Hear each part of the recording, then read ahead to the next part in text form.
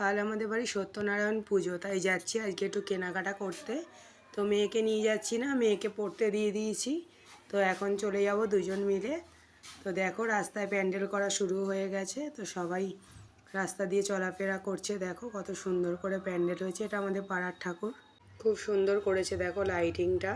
তো এখন আমরা একটা রিক্সা নিয়ে নিয়েছি, যেহেতু তাড়াতাড়ি বাড়িও ফিরতে হবে, মেয়েকে পড়তে দিয়ে তারপরেই যাচ্ছি। তো বেশ ভালোই লাগছিল, একটা পুজো পুজো রব চারিদিকেই। তোমাদের কার কার প্যান্ডেল করেছে কোথায় আমাকে জানিও।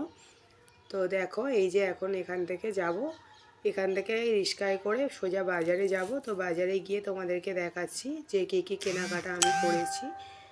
তো এই যে এখন দেখো সব গাড়ি যাচ্ছে, আমাদের এই রাস্তাটা এখনও রেডি হয়নি, তো রাস্তাটা কদিন পরে আর কি রেডি হবে, এখনও কাজ টাজ চলছে।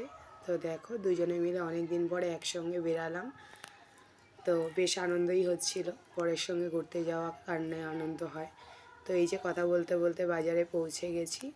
তো কিছুটা ক্যামেরা আমি করেছিলাম, আর কিছুটা ক্যামেরা আমার বরকে বলেছিলাম যে করে দিতে, যেহেতু আমি জিনিসগুলো কিনবো। আর এবারে বেশি যদি ভিডিওতে মন দিই আমি অর্ধেক জিনিস ভুলে যাব, সেই জন্যই আমি আমার বরকে বলেছিলাম ভিডিওটা করে দিতে। তো দেখো এখান থেকে দশকর্মার যা যা জিনিসপত্র লাগে সেগুলো আমি এক এক করে নিয়ে নিচ্ছি।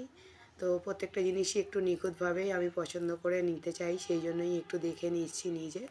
তো আমার ভিডিওটা আমার বর করে দিচ্ছে, তারপরেই চলে গেলাম ফলের দোকানে। তো দেখো এটা কি ফল আমি তো জানি না, তোমরা জানলে আমায় কমেন্ট করে জানিও। তো এবারে একটু মিষ্টিও নিয়ে নিচ্ছি। তো একটু নিজে খাবো বলে একটু রসমালাই নিলাম, আর মেয়ের জন্য একটু প্যাকিং করলাম। তো দেখো এই যে রসমালাই, আর এই যে পুজোর আয়োজন, কালকে তোমাদের বাকি ভিডিওটা দেব।